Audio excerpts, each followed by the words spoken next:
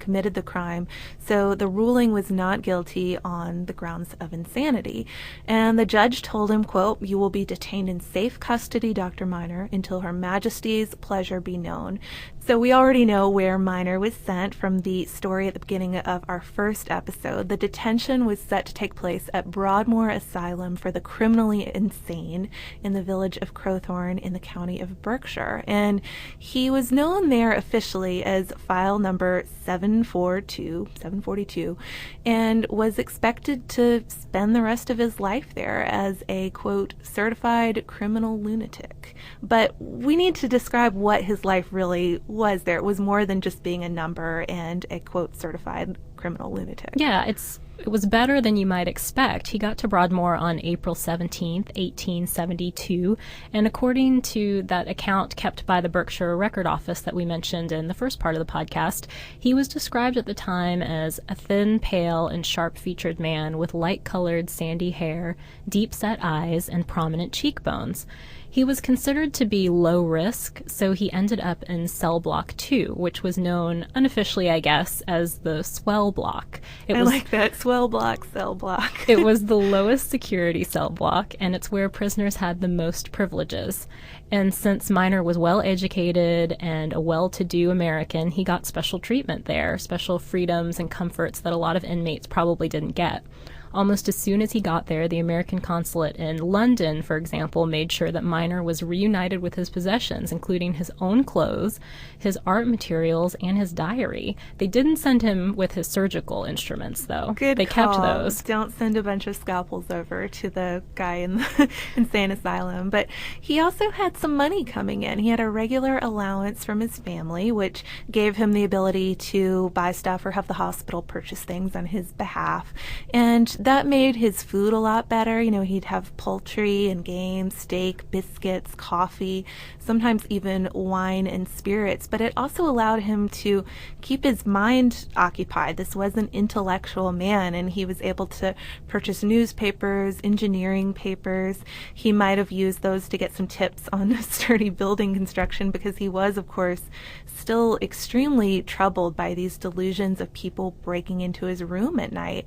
At one point, he supposedly even had his bedroom floors covered with zinc to keep the demons from coming up through the floorboards while he was asleep. He would also get a lot of books, and we're going to talk about that a little bit more in a second, but many of these books he would have shipped from New Haven, Connecticut, or ordered from shops in London. And at some point during his stay there, probably pretty early on from what we can tell, Minor was also given access to 2 cells, a separate day room in addition to his bedroom, and he converted that day room into a kind of library lined with bookshelves. So overall, he had this pretty comfortable existence at Broadmoor, considering the circumstances, and he received visits from family and friends, and he'd occasionally dine in the superintendent's home. According to Winchester's book, he even received visits from Eliza Merritt, who is none other than the widow of the man he'd shot. She'd supposedly forgiven him after Minor settled some money on her and her children, but whether or not this actually happened is still up for debate. So Minor might have just been in this situation with his 2 cells, all of his books, his newspaper, his engineering papers, spent the rest of his days there unknown. But one day, around the summer of 1880, while he was reading some of that material, he came across this sort of press release, and it was called An Appeal to Readers, and it was in a book that he'd ordered from a library in London. So it was basically this request for English-speaking volunteer readers around the world to help out with a massive publication project that was going on at Oxford University, which at the time was going to be called the New English Dictionary, and it was intended to be the biggest, most thorough collection of English words yet. So they were soliciting some help for their new dictionary they were writing. Yeah, so it seems Minor immediately realized that he was kind of in the perfect position to contribute here, seeing as how he had tons of time on his hands to read, and he could get new books pretty much whenever he wanted. So he wrote to James Murray, who'd taken over as editor of the Dictionary Project in 1879, and he's the one who had drafted that press release we just mentioned, and asked if he could help out. And as we mentioned in part 1 to this podcast, James Murray ended up being the Oxford English Dictionary's editor for 40 years and was also its greatest and most famous editor. He's a really interesting character and probably deserves a podcast in his own right, though. He was around Miner's age, very intelligent, and he loved learning, but he came from a poor family and had to quit school at 14, so he was basically self-taught, which I think is pretty amazing considering all he accomplished. And I mean, by self-taught, you mean he knew lots of languages and astronomy, not just like he was an informed man. Yes, exactly. He was very highly regarded for his knowledge. But of course, we're focusing on Miner's story here, so we'll just tell a little bit about the dictionary so you'll understand exactly how Miner was helping out from his cell in Broadmoor.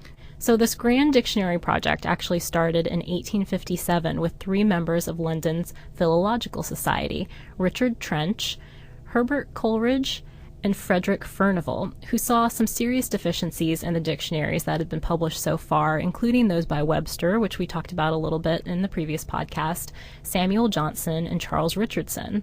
They had 2 main problems with these existing dictionaries. On one hand, they didn't think that they were comprehensive enough. For example, some just included very difficult words. So words you would need to look up in the dictionary. Exactly. And they felt a dictionary should really include every word in the English language. They also felt that every word, along with a definition, should have an authoritative etymology, so quotations from literary passages that would illustrate every meaning of every single word, including, and this was a key point, one quotation, I should say, that illustrated the word's earliest known usage in English. So try to wrap your mind around that for a minute. I mean, I think that's important before we go on. Imagine trying to find that earliest usage through every book printed in English and not have any sort of search engine capabilities, of course. Real people would have to go through these books reading and looking for the words. So, of course, since there would be a lot of words included and each word might need the support of several quotations, there was no practical way that a dictionary staff could handle all of that on their own. So the plan was to involve these unpaid volunteer readers, enthusiastic readers, I guess, from all over the English-speaking world. And that was the announcement that Miner saw in the paper, or the book. So in that article in The Nation by Joshua Kendall that we referenced in the previous episode, he compares it to, quote, what we now know of as the wiki model of creating and disseminating knowledge, which I think is a really cool way to think about it. It makes it all make sense when you think about it like that. Yeah. Because we do have this modern way to look at it, to compare it, something to compare it to. Yeah, wiki without the internet. Exactly. So for a number of reasons, real work on the dictionary didn't get going until Murray came on board in 1879, and even then it was really slow going. For example, it took until 1884 to publish the first volume, which was A to Ant. So very slow. Very slow going. But still, this wiki model of collecting illustrative quotations was pretty successful. You know, they were getting a lot of real work done. And they ended up getting millions of contributions from volunteers in England, Ireland, Scotland, and the United States. People who would send in quotations from books and magazines and newspapers. And like we mentioned, you know, they were trying to go for the earliest known use. Some of these went back as far as the 9th century. And it was to this aspect of the dictionary that Miner was contributing. So he didn't really do any defining like he had done for Webster's. But as we've mentioned several times, he did become one of Murray's best contributors. He'd send in these small cards with quotations on them by the thousand and eventually more. His personal library contained a lot of rare 16th and 17th century books in particular, and he'd search through these for appropriate quotes. And he even went a step further and would sometimes ask the OED editors what word they were working on, and then find quotes to go with those specific words. And I mean, just thinking about that makes my head hurt. That you would get a list, maybe a short list of a few words they were working on, and then go look through your entire library for that word. I can't imagine. So in 1899, Murray said that Miner had sent in, quote, no less than 12,000 quotes, and added, quote, so enormous have been Dr. Miner's contributions during the past 17 or 18 years that we could easily illustrate the last 4 centuries from his quotations alone.